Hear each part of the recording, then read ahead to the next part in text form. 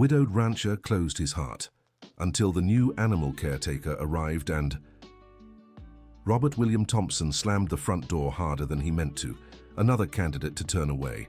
He had already rejected 17 people in recent weeks, all wanting to work as caretakers for the animals on his ranch in rural Montana.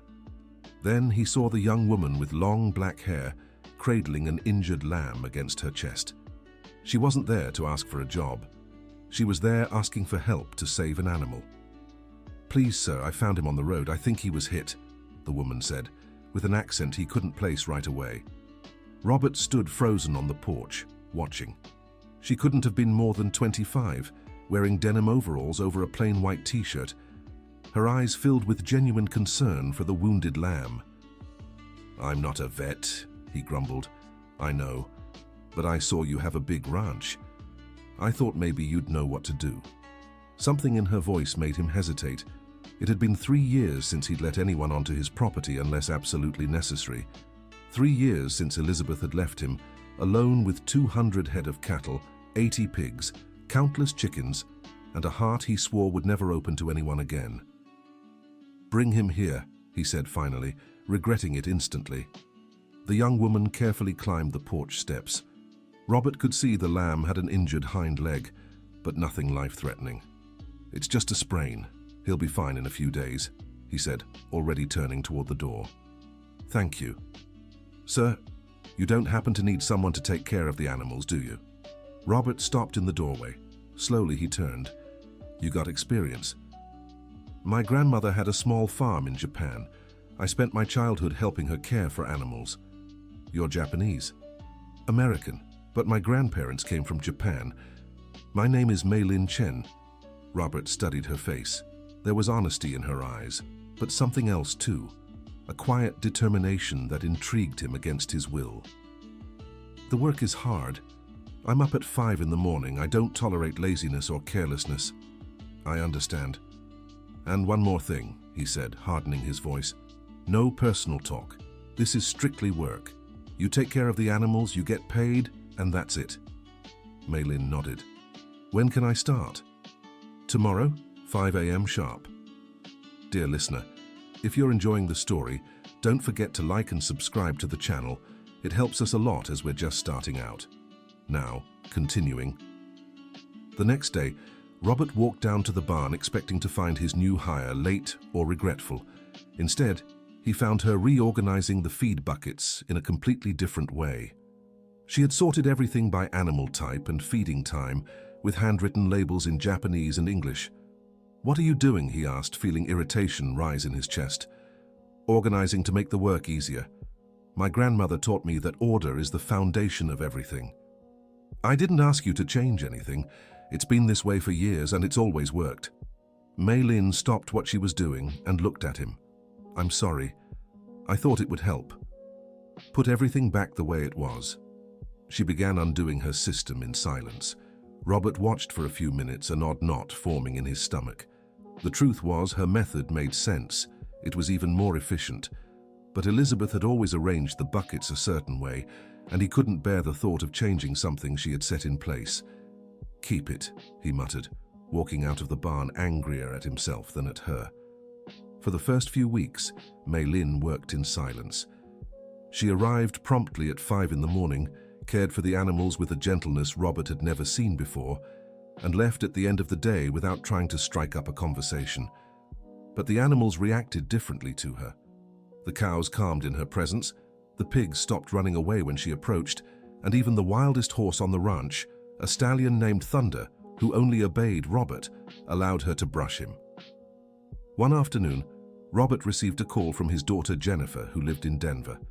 "Dad, I heard you hired someone to take care of the animals." "How did you find out?" "Aunt Margaret told me. She said it's a young woman." Robert sighed. Margaret, Elizabeth's sister-in-law, had always had a talent for spreading gossip all over town. "She's just an employee, Jennifer." "Dad, are you sure this girl isn't taking advantage of you? You've been so alone, and sometimes people with bad intentions." "Jennifer, I can take care of myself." "I know, Dad, but promise me you'll be careful." After hanging up, Robert kept thinking about his daughter's words. Could Mei Lin be trying to take advantage of him? He watched through the window as she fed the chickens. There was something about the way she spoke softly to the animals that put him at ease. A week later, a violent storm hit the area. Robert was inside the house when he heard a noise coming from the barn. He ran out into the rain and found Mei Lin trapped inside with a cow named Star who was about to give birth. "The gate got stuck in the wind," she shouted over the sound of the rain. "She's struggling." Robert stepped into the soaked barn. The cow was clearly in labor, but something was wrong. The calf was positioned badly. "I'll need to help," Mei Lin said, rolling up her sleeves. "You know how to deliver a calf. My grandmother taught me. Every birth is sacred." Robert watched as she worked with a patience and gentleness that impressed him. Her small hands maneuvered better than his. After 2 hours of working together, the calf was born healthy.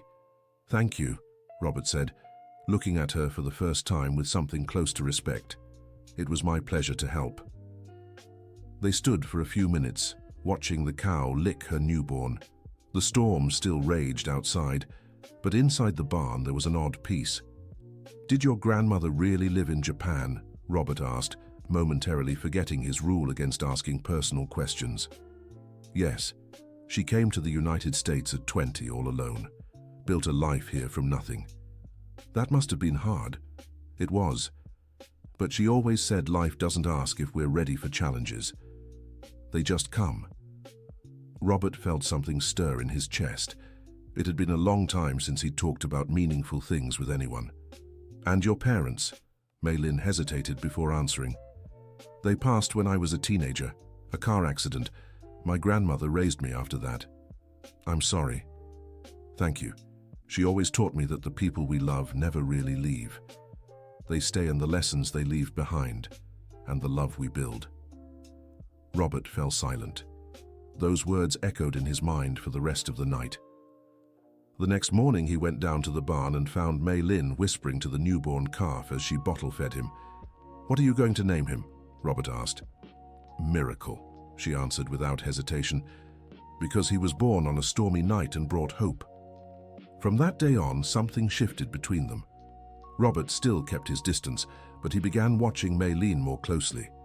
He noticed how she hummed softly to sick animals, how she organized every task with meticulous care, how she never complained even when the work was hardest. One afternoon, Dr. Victoria Peterson, the town veterinarian, came by the ranch for a routine visit. Robert had known her for years, since before Elizabeth passed. Victoria had always been overly attentive in a way that made him uncomfortable. "Robert, I heard you hired an assistant," she said, watching Mei Lin from afar as she tended to the pigs. "An animal caretaker. She looks very young. Does she have experience?" "She does. And she's capable." Victoria studied him closely. "You know you can count on me for anything, right? Not just for the animals." Robert pretended not to catch her implication. "Thank you, Doctor." Victoria started visiting the ranch more often than necessary. She always found an excuse to drop by and never missed a chance to comment about Mei Lin. Robert began to notice she was clearly bothered by the young woman's presence. One morning, Robert woke up and found Mei Lin in what remained of Elizabeth's old garden. She was kneeling among the flower beds, abandoned for 3 years, carefully pulling weeds. "What are you doing here?" he asked, feeling a sudden surge of anger. Mei Lin stood up, startled. "I'm sorry. I just saw some plants still alive and thought..." "Thought what?" "That you could mess with my wife's things without permission. That wasn't my intention. I just wanted to help. No one asked for your help. This garden stays as it is. I don't want you here again." Robert turned and walked away, leaving Mei Lin standing among the dead plants. She stayed for a few minutes, staring at the abandoned garden, then quietly returned to the barn. That night, Robert couldn't sleep. He knew he'd been unfair, but Elizabeth's garden was sacred ground. She'd spent years nurturing every plant, every flower. Seeing it neglected was painful, but disturbing it would feel like erasing another part of her. The next morning, Mei Lin didn't show up for work. Robert waited until 6, then fed the animals himself. When he finished, he found a note stuck to the barn door. Mr. Robert, I apologize for touching the garden without permission.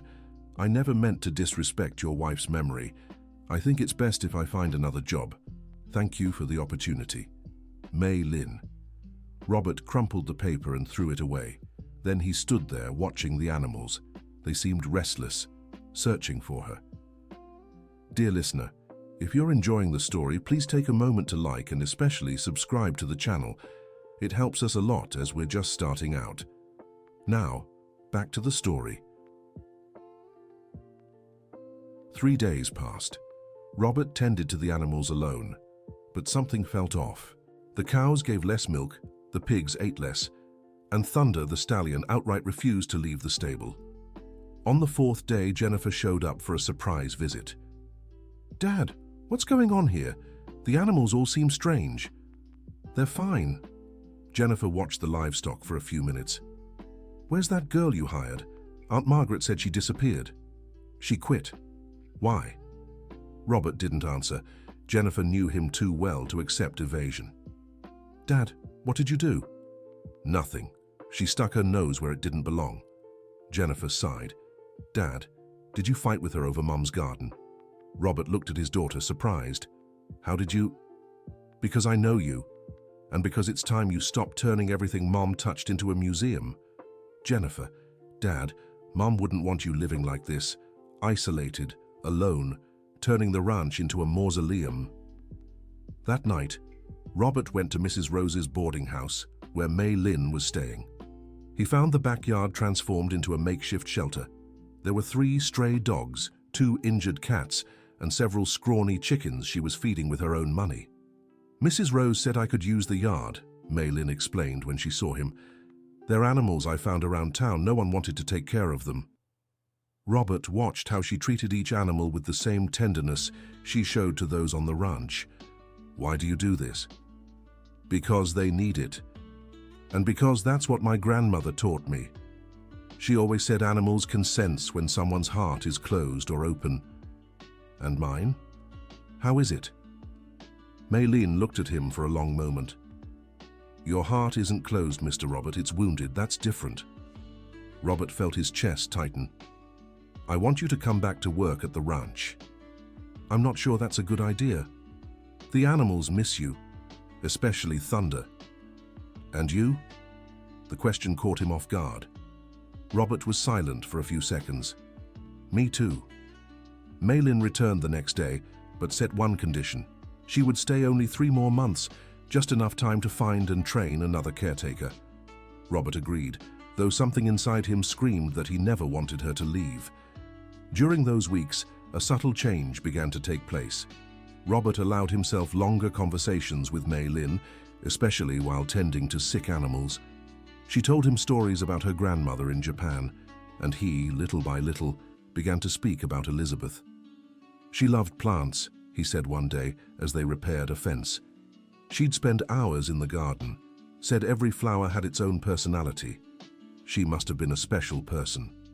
She was, 25 years married, and she still managed to surprise me every day. Mei Lin listened quietly, asking no intrusive questions or offering unsolicited advice. One morning, Robert found some townspeople treating Mei Lin rudely at the market. She left the store visibly shaken. What happened? He asked. Nothing important. But Robert dug for the truth. He learned that Margaret had spread rumors in town that Mei Lin was a gold digger after the widower's money. The malicious gossip had reached the merchants, who now treated her with suspicion. That afternoon, Robert did something he hadn't done in years. He went to the town's central bar during peak hours and stood in the middle of the establishment. I want to make one thing clear to everyone, he said loudly enough to be heard. Mei Lin Chen is my employee, an honest and capable one. Anyone who treats her poorly will have to answer to me. The bar fell silent. Robert left without waiting for a response, making it clear he was publicly defending Mei Lin. Victoria, the veterinarian, began visiting even more frequently. During one visit, Robert caught her mixing medications strangely. Doctor, what are you doing? Preparing a special treatment for the cows. It'll help with milk production. Mei Lin, who was nearby, approached quietly. Mr. Robert, may I speak with you privately? They stepped aside. "Those medications shouldn't be mixed," she whispered. "They could cause poisoning." Robert returned to Victoria. "Doctor, I think it's best you don't administer that treatment today. I'll consult another vet first." Victoria was visibly irritated but couldn't argue. She left the ranch, promising to return soon. "How did you know?" Robert asked Mei Lin. "My grandmother knew both traditional medicine and veterinary care. She taught me to recognize dangerous combinations." Robert realized Victoria had tried to harm the animals, likely to sabotage Mei Lin. The discovery left him both disturbed and grateful. As the town's annual festival approached, Robert did something that surprised everyone. He showed up at the event with Mei Lin, not as employer and employee, but side by side, talking and even laughing together. The whispers started immediately. Margaret nearly choked on her soda when she saw them. Victoria left the party early, clearly displeased. "Dad," said Jennifer, who had come especially for the party, "I haven't seen you smile this much since Mom passed away." Mei Lin is a special person. She is, and it's obvious you care for her. Robert didn't respond, but for the first time in years, he didn't deny the feeling growing in his chest. A hard frost threatened the crops that fed the animals through winter. Robert and Mei Lin worked all night covering the fields with tarps and keeping fires burning to protect the seedlings. Exhausted, they dozed off leaning against each other in the barn, surrounded by the warmth of the animals. When they woke at dawn, they noticed their closeness and froze, unsure how to react. "I'm sorry," said Mei Lin, quickly pulling away. "There's no need to apologize." But something had changed. A quiet intimacy had settled between them during that night of shared labor. Robert tried to return to his distant manner from their early days, but he couldn't anymore. Mei Lin noticed the shift and began wondering if she should leave before things grew more complicated. Then, by chance, she found an old box of letters in the barn. They were letters Elizabeth had written to Robert during their courtship. One, set apart from the rest, bore a recent date. Curious, Mei Lin read it. "My love, if you're reading this, I'm already gone. I want you to know my greatest fear isn't leaving, but you being alone and closed off to love. Promise me you'll try to be happy again. Promise you'll find someone who makes you smile like I did. Love doesn't shrink when shared, Robert. It multiplies. I'll love you forever. Elizabeth." Mei Lin was moved and unsettled. She realized Elizabeth had left that letter deliberately, as if sensing Robert would need permission to move forward. That night, she wrote her own letter. "Mr. Robert, the 3 months I agreed to are nearly over. In this time, I've learned much about caring for animals, but even more about myself. You taught me broken hearts can heal when met with kindness. But I've also learned that sometimes leaving is what makes people realize what they truly feel. My grandmother always said, true love doesn't bind, it sets free. I'll be leaving tomorrow morning. Thank you for letting me care for your animals, and in a way, your heart. Warmly, Mei Lin."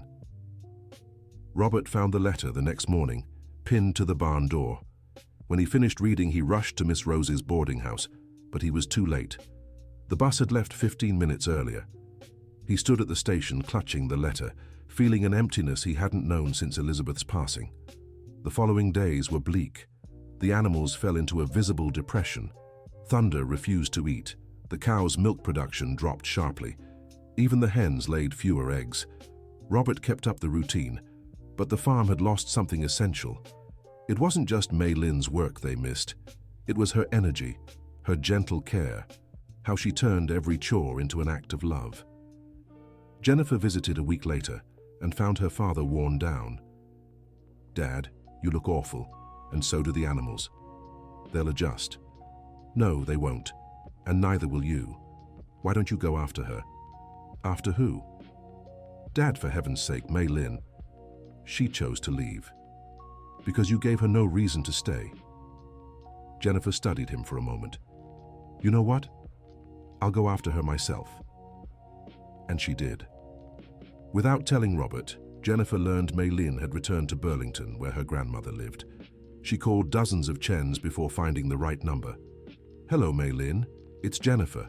Robert's daughter. Jennifer, is something wrong? Yes. My father is wasting away without you, and so are the animals. There was silence on the other end of the line. Mei-Lin, do you love my father? Jennifer, answer the question. I do, very much. Then why did you run away? Because he still loves your mother, and I don't want to compete with a memory. Mei-Lin, my mother died 3 years ago. 3 years. She wouldn't want my father to become an emotional mummy because of her. Jennifer convinced Mei-Lin to at least talk to Robert. She gave her grandmother's address and told her father she'd found out where she was. Go get her, Dad, before it's too late. Robert hit the road on a Saturday morning. 12 hours to Burlington, enough time to reflect on everything that had happened in the past few months. When he arrived at the address Jennifer had given him, he found a small farmhouse on the outskirts of town. There were several animals in the yard. Dogs, cats, a few chickens, and even a little donkey. It was a mini sanctuary run by a white-haired Japanese woman. Mei-Lin was feeding the animals when she saw him arrive. She froze for a few seconds. Robert, what are you doing here? I came to get you. Mei-Lin's grandmother, Mrs. Kimiko, approached. She was a petite woman with a strong presence. You must be the rancher, she said in slow but clear English. Yes, ma'am. Robert William Thompson. Mrs. Kimiko studied him for a few seconds. Come inside, let's talk. Dear listener, if you're enjoying the story, take a moment to like and especially subscribe to the channel. It helps us newcomers a lot. Now continuing. Inside the simple but cozy house, Mrs. Kimiko served tea and watched Robert silently for a few minutes. Mei-Lin sat beside her grandmother, clearly nervous. Mei-Lin told me about you, the older woman finally said. About your wife? About the ranch? About how you care for the animals? She's an excellent worker. Worker? Mrs. Kimiko raised an eyebrow. You drove 12 hours to fetch a worker? Robert had no answer. Mr. Thompson, the grandmother continued, may I ask you something? Why did you really come? Robert looked at Mei-Lin, then at her grandmother. Because the ranch isn't the same without her. The animals miss her. I miss her. And what do you plan to do with that feeling? I don't know. My wife died 3 years ago, Mrs. Kimiko finished gently but firmly. Will you spend the rest of your life waiting for her to return? It's not that. Then what is it? Robert was silent for a long moment. I'm afraid, he admitted finally. Afraid to love again and lose again. Mrs. Kimiko nodded. Fear is natural. But did you know that in Japan, we have a concept called kintsugi? It's the art of repairing broken objects with gold.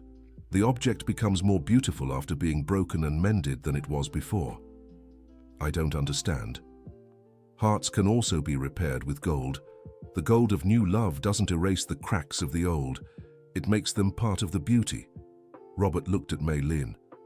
And you? How do you feel? Mei-Lin took a deep breath before answering. I feel like I fell in love with a man who's still living in the past, and I don't know if there's room for me in his present. There is, Robert said without hesitation. There's plenty of room. How can I be sure? Robert stood and knelt before her. Because for the first time in 3 years, I wake up thinking about the present, not the past. Because when you smile, I remember what happiness feels like. Because the ranch animals recognize true love, and they chose you. Mei-Lin began to cry. Robert, come back with me, not as a worker, as someone important in my life. Mrs. Kimiko watched the scene with a faint smile. Grandmother, Mei-Lin said in Japanese, what should I do? Follow your heart, child, the grandmother replied, also in Japanese. True love blooms even in soil that's been plowed by suffering. Mei-Lin looked at Robert. It won't be easy. The whole town will talk. Your sister-in-law will make trouble. And I'm still so afraid. Then let's be afraid together, but let's be brave too. 2 days later, they returned to the ranch. Margaret, the sister-in-law, showed up that same day, clearly furious. Robert, what do you think you're doing? Elizabeth isn't even cold in her grave, and you're already bringing another woman into the house? Margaret, with all due respect, my life is none of your business. Elizabeth was my sister. I have a right to speak up. You did, while she was alive. Now I'm the one who decides about my life. Maylin tried to leave the room, but Robert held her hand. Stay. You're part of my life now. Margaret looked at their joined hands and stormed out, slamming the door. In the months that followed, they faced resistance from part of the community. Some neighbors made cruel remarks, some shopkeepers still treated Maylin coldly. But they stood firm, supporting each other. Victoria, the veterinarian, tried a few more acts of sabotage, but Robert fired her for good and hired another professional from the neighboring town. One spring morning, Maylin woke early and went to Elizabeth's old garden. With Robert's permission, she had slowly begun restoring it, not changing what was there, but tending to the surviving plants and adding others that complemented the original design. Robert found her kneeling among the flowers, whispering to them, "Who are you talking to?" "The plants, and a little to your wife too." "What do you say to her?" "Thank you for taking such good care of you, and for leaving such a special man for me to love." Robert knelt beside her among the flowers. "Do you think she'd approve?" "I'm sure of it. A woman who loved life as much as she did wouldn't want you to stop living." At that moment, a yellow butterfly landed on Maylin's hand. Robert smiled. Elizabeth loved yellow butterflies. She said they brought good news. The butterfly lingered for a few seconds, then circled them both before disappearing into the trees.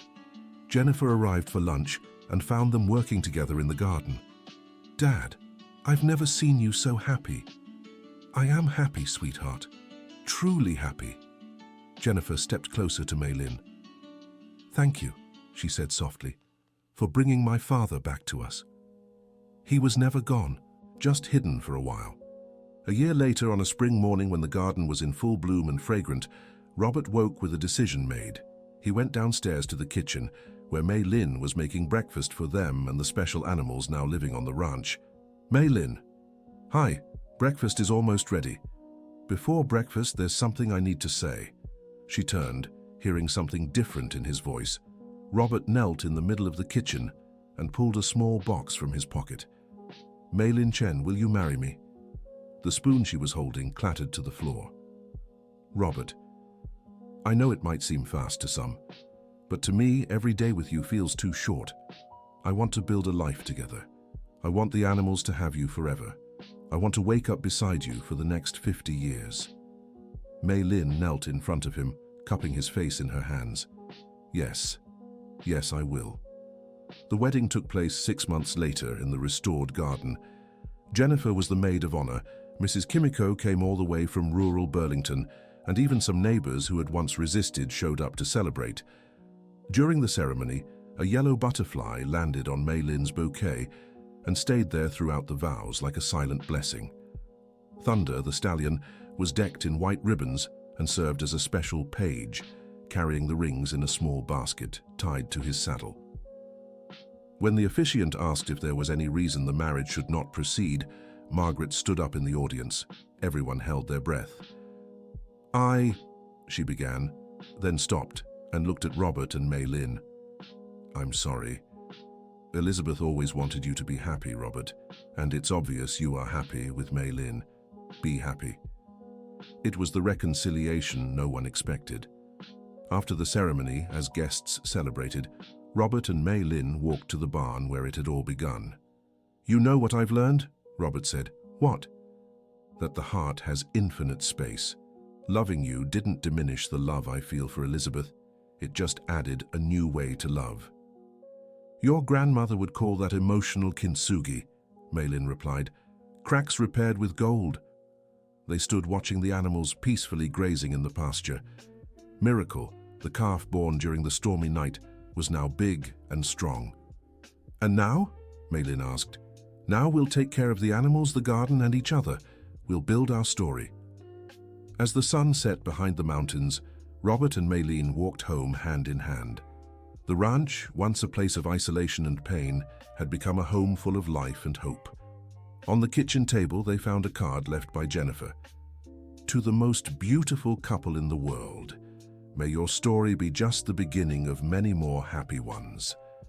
6 months after the wedding, Mei Lin made a discovery that would change everything again. One morning, feeling queasy, she decided to visit the town doctor. When she returned, she found Robert in the garden, watering the flowers. "Robert, I need to tell you something." "Of course, what is it?" "We're expecting a baby." Robert dropped the hose. "A baby?" "Yes, I'm 2 months pregnant." Robert hugged her and spun her around in the middle of the blooming garden, laughing and crying at the same time. "Elizabeth always wanted me to be a grandfather," he said through tears of joy. "She said I'd be a doting one. And she was right. You'll be the best grandfather in the world." When Jennifer heard about the pregnancy, she cried more than Mei Lin herself. "Dad, you're going to be a father again, and I'm going to be an aunt." "What do you mean again? I'm going to be a grandfather." "No, Dad. Mei Lin is 28. You're going to be a father for real." The news stirred fresh excitement in town, but this time, it was pure joy. Even Margaret showed up with gifts for the baby.